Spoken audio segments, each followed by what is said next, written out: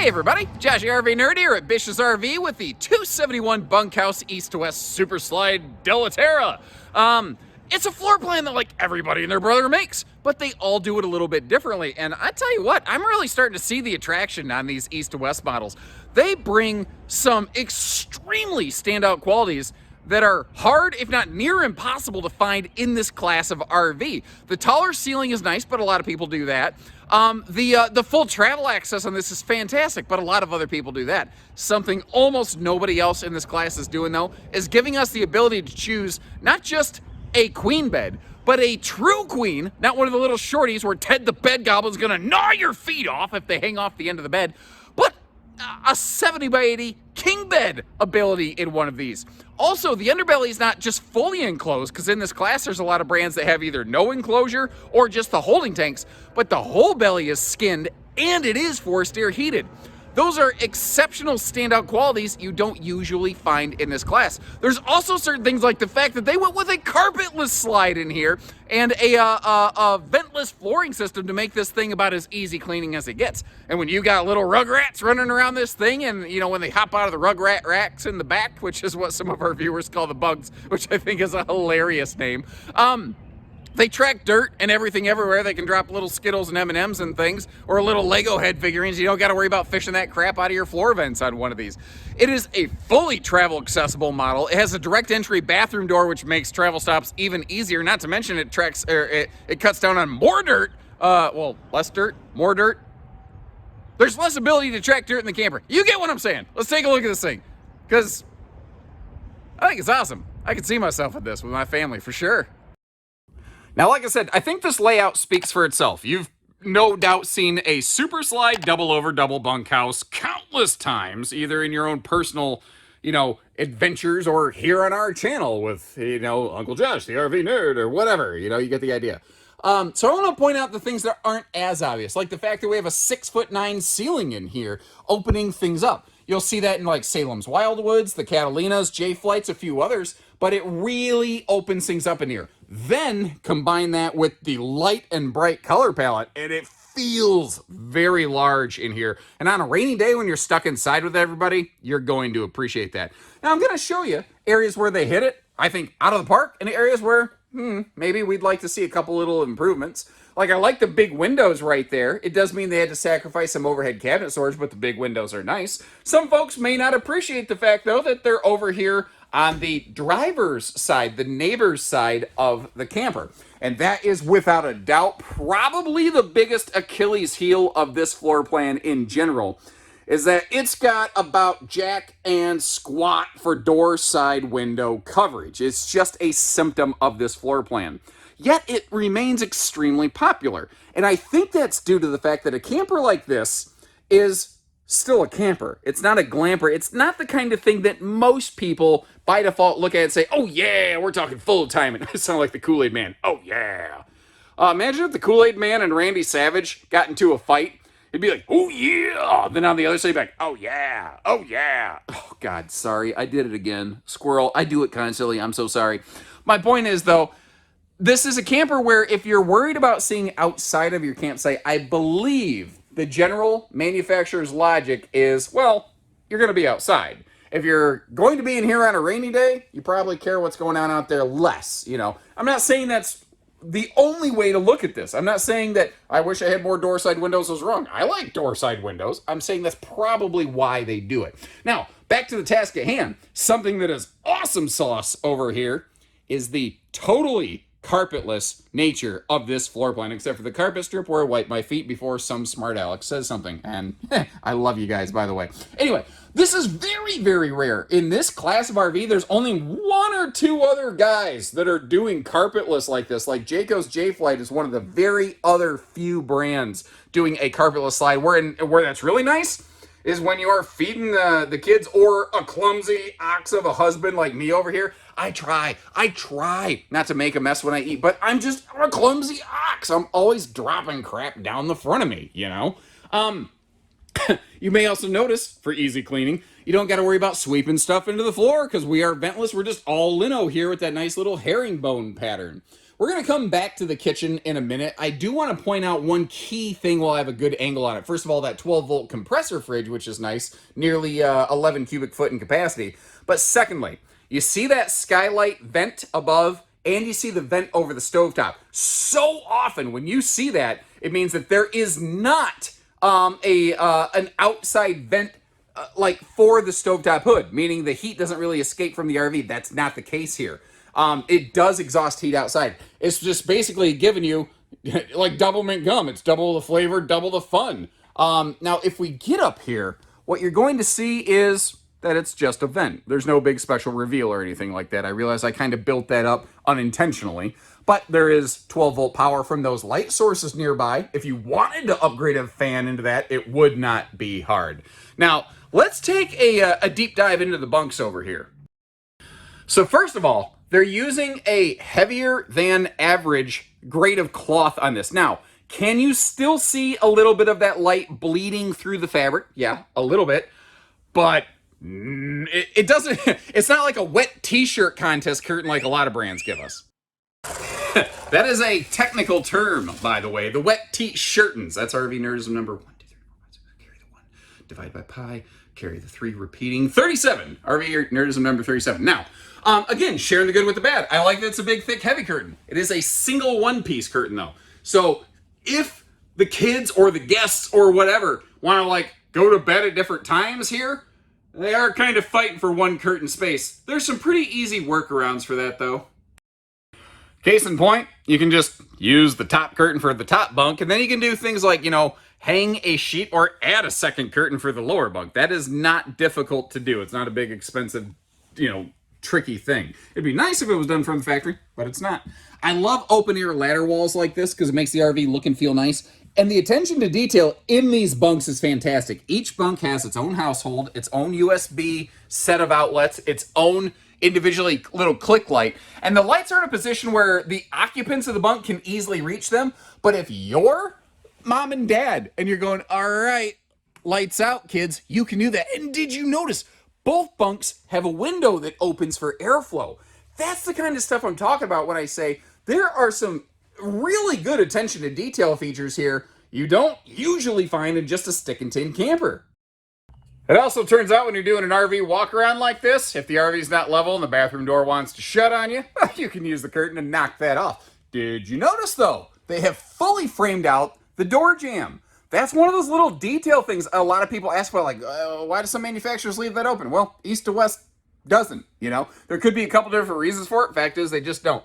Now, normal to this class, with the exception of like Cherokee stuff, they've got the smaller fan. Cherokee's very good about the bigger vent fans. I say all the time though, how those are easy upgrades. I like the bigger fans because they drown out more noise. Like if, you know, I get caught singing in the shower over here, it's kind of nice. Now, there's no window in the bathroom, entry door, that is. Well, I guess there is no window in anywhere in the bathroom.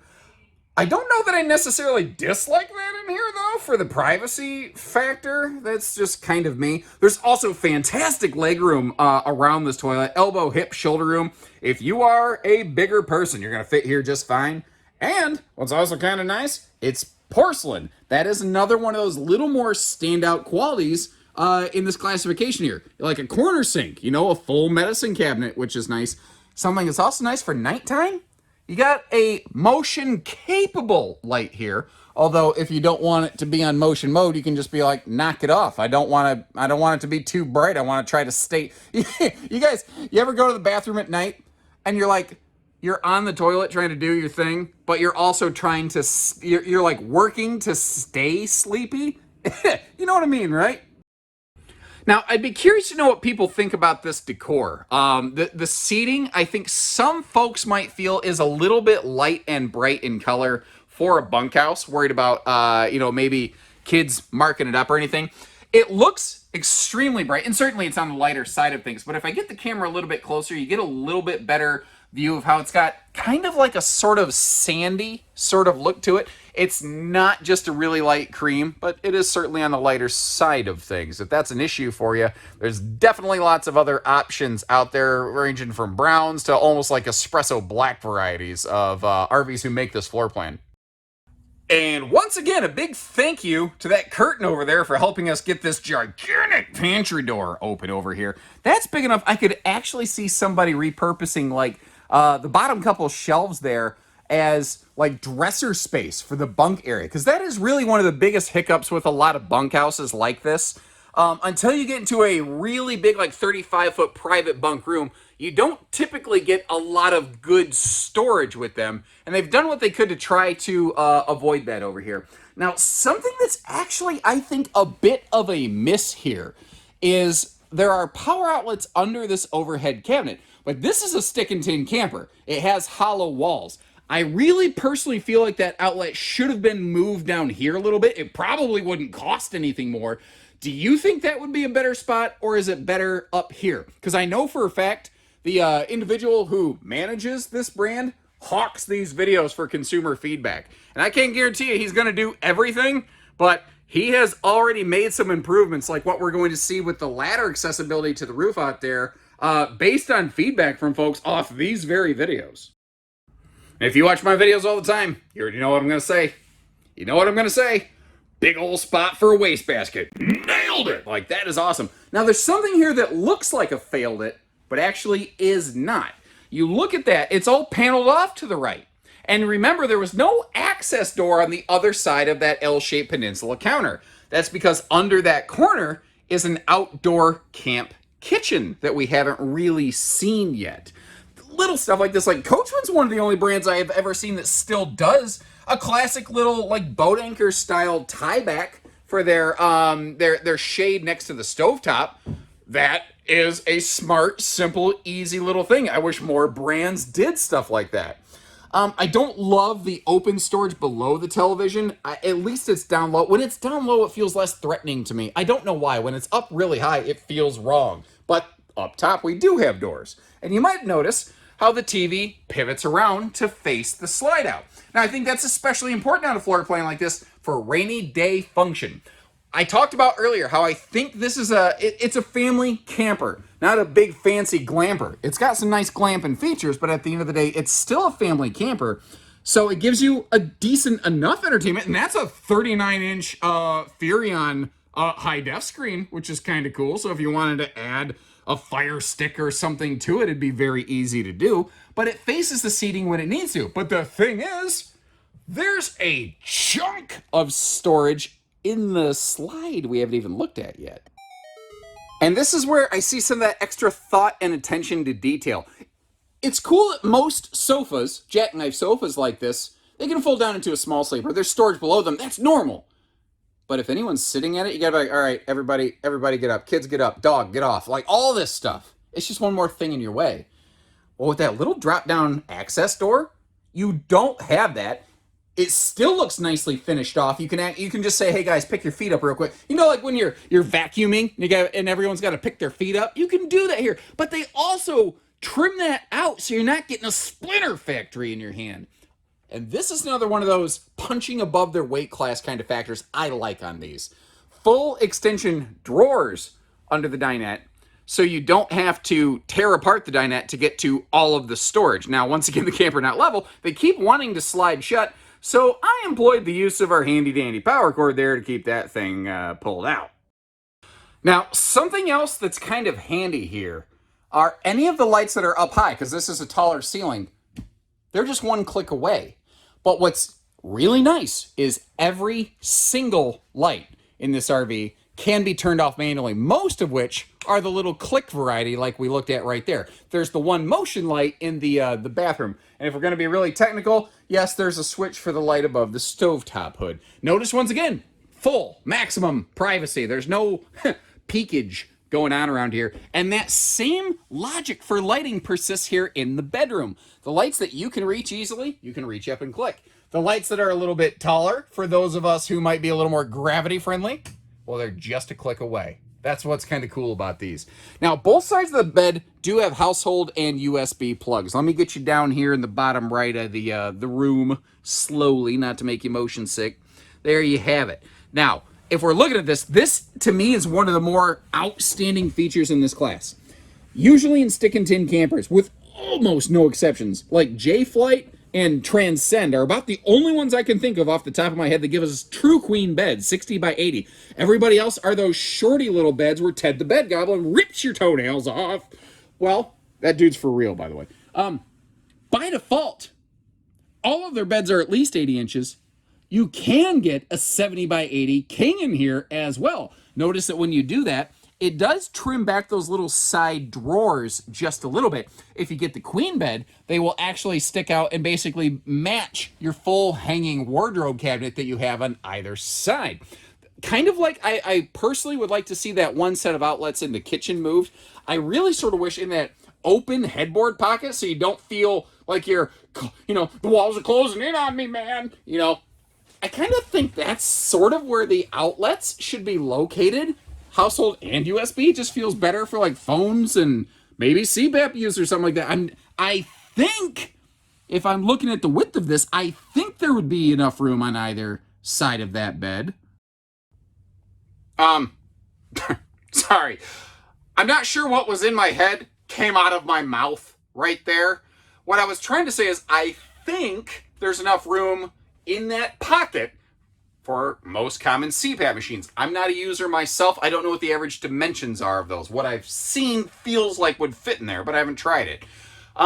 But I think what came out of my mouth is I think that the pocket divided by the square of the hypotenuse equals the equation that I think.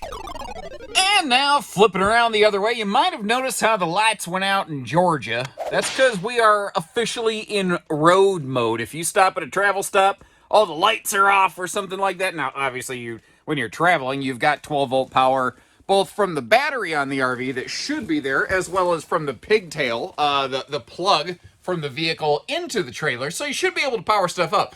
But let's just say you're just trying to hop in and out real quick. I got our simulated travel mode right here. And I want to do so you can kind of see what it's like to go through here. Now, one of the cool things about this floor plan is you can just straight walk from front to back of this without ever touching the slide button. You can get to the fridge, all the storage, the bunks, the bathroom. I don't know if there's much of anything other than maybe a couple little cabinets around the entertainment center to use. This is a totally turtle-friendly dude kind of camper that crushes the Cracker Barrel test. Just for something different, I thought I'd go ahead and actually close that little shower slider curtain door. I mean, what do we call that? Anyway. But thing I want to kind of answer here proactively, because I've been trying to do better about this, talking about road mode and travel access. Can you walk in the slide when it's retracted like this? You may have noticed I just did. Now, I'm going to put the camera up at a weird angle, so if you're kind of motion sensitive, you might want to close your eyes for just a minute. I don't want to make anybody sick, and I'm going to try to do it slowly.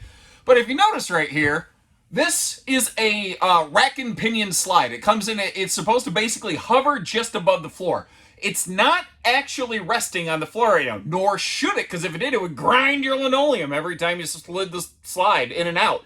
Yeah, that was right. Anyway, so if you step on it, you will feel it actually flex under your foot a little bit.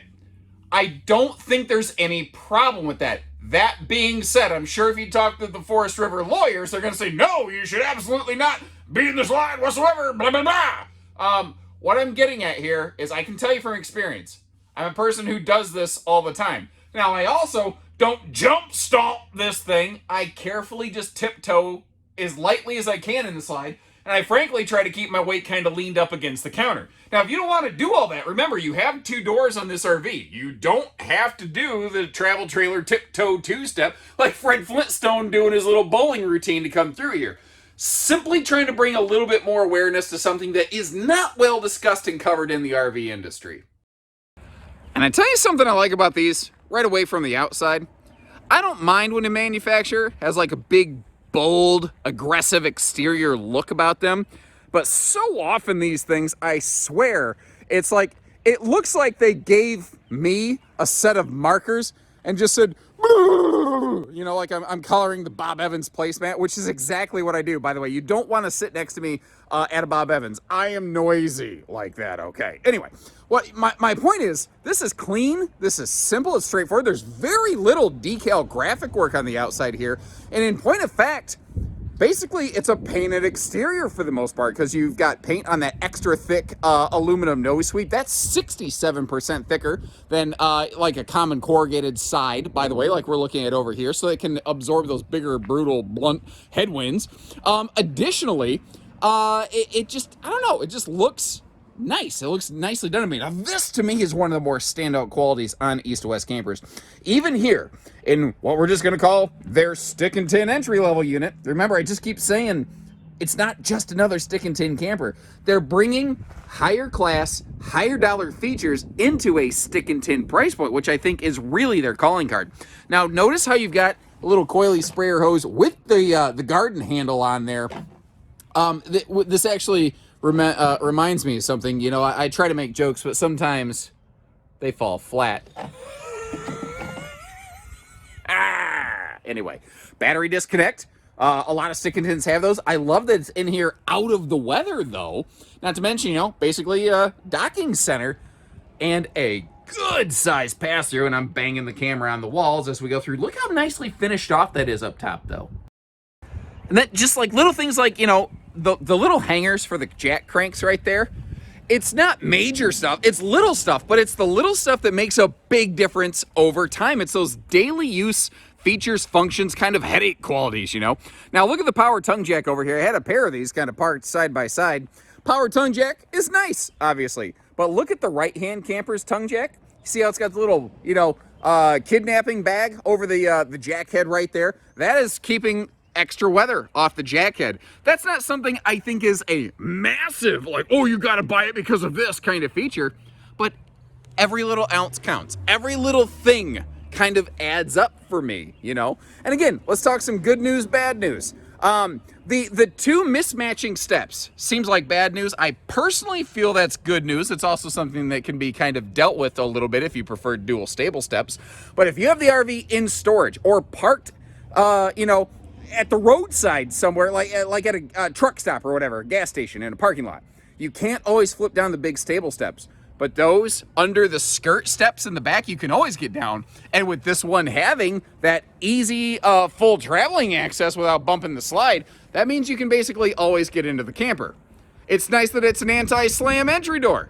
I'd prefer it have a window. You know, good news, bad news. Let's be fair with this. And I love they're putting the speakers down here at chest height so you're not blowing the neighbors away. It's simple, smart things like that that will really shape how much you do or don't enjoy a camping experience sometimes. Number one question I get with this is, can I get it without that? I believe you can. I might be speaking out of turn here. I see so many campers. The options lists are starting to get a little murky on me, guys, so I apologize for that. But if you want it without the little mini camp kitchen, I believe you can. And let's say I'm wrong. Let's say that this is forced and standard. That's basically just a drawer. You could just take the griddle off and have a little sliding work table. You could just pop the refrigerator out and put that in the garage for your extra barley pops or whatnot back home. So, I mean, that's not hard to deal with. This is outstanding, though. Factory standard Goodyear endurance radials, to my knowledge, in this class, J-Flight by Jayco are the only other ones doing that. So you're getting American-made 87-mile-an-hour rated tires standard on this, which, as you know, is nearly time travel capable, but Doc Brown taught us you need 88 miles an hour. We're going to get back to that ladder situation in just a minute. I like that it's power awning. I kind of wish it was a little bit bigger. I sort of wish it encompassed this rear bathroom door. Again, though, there are certain points, like I said, on this RV that it does kind of remind you that it is a stick and tin camper, and they were trying to keep it within a reasonable price point. They didn't want to go, you know, too far gone. But the direct entry bathroom door right here, it kind of weirds some people out if they've never camped before, because you're like, what if somebody cracks that door open while I'm in there? Well, from the toilet, you can reach up and hit the deadbolt.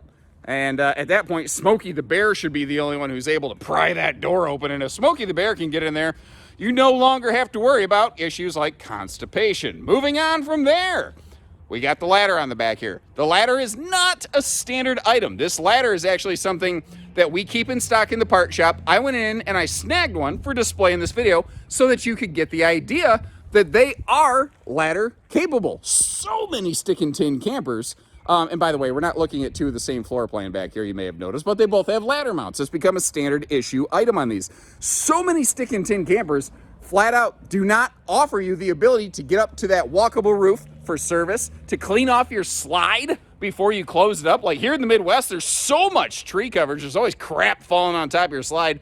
Being able to get up top and clean that off is awesome. Now, it is kind of cool too. These style of ladders allow them to put, they only need one place in the wall to put a ladder mount because the ladder is actually being supported by the ground itself. If the ground's a little uneven, that could be a little bit wonky. You might need to put a little block under one side or the other. I acknowledge that. It's loose. You have to put it in your storage. I acknowledge that. But at least they're giving us the option of getting to the roof, where so many brands have actually removed ladders and even ladder prep from their walls. You were probably expecting me to get you up to the roof right now. We'll get there in just a second. I realized I forgot to get down here and show you the belly. Like I said, it's fully enclosed, not just partially, and it is forced air heated. Those two things are not exclusive to East and West Della Terras by any means, but they are the exception and not the rule in the world of stick and tin campers. And this is probably more what you were expecting to see. Now, it's simple, it's straightforward. There's not a whole lot to write home up here. It's a walkable roof, it's a snow load roof, all that kind of stuff. Again, the ability to have a ladder at least makes it so we can get up here and clean our slides off. Two specific things I want to point out here. First of all, a white AC shroud, just helping that thing run a little bit more efficiently and effectively. And then if you look at the forward left corner of the RV, you see a roof solar prep plug. So this is built, like right now with a 12-volt fridge and no solar, it's definitely built to be a park camper, but it has the ability to have a solar package put on it. There's a 50, 100, one of those. Again, so many RVs, so many options, it gets murky so fast, guys.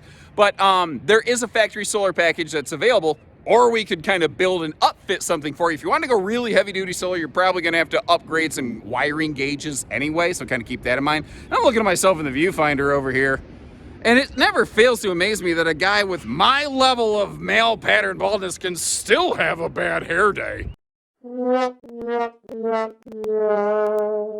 So, whether you're going to take your family north to south or east to west, God, why am I like this? Anyway, focus. I think there's a lot here. It's not for everybody. It's certainly not for everybody. It's a little bit bigger and bulkier, as we said, versus some other things in this class that might bump it out of your vehicle's, towing target or something like that, or your comfortable weight rating or whatever the case may be. And I apparently didn't latch that door. Sorry about that. I'll go get that handled. You get the point, though. There's some very good, very awesome big camper features going on. I think the message I have with East to West, the more I look at them, is that it's not just another stick and tin. They've really carved out their cool own little identity here, and I'd like to know what you think about it. The more I get my hands on them, kind of the more enamored with them I sort of become. But that's just my take on it. I ain't pretend to be no authority on nothing. I'm just your friendly neighborhood RV nerd. Where'd they nail it? Where'd they fail it? Leave me a comment. Let me know one of each. And until next time, folks, take care. Stay safe, have fun. Happy camping, everyone.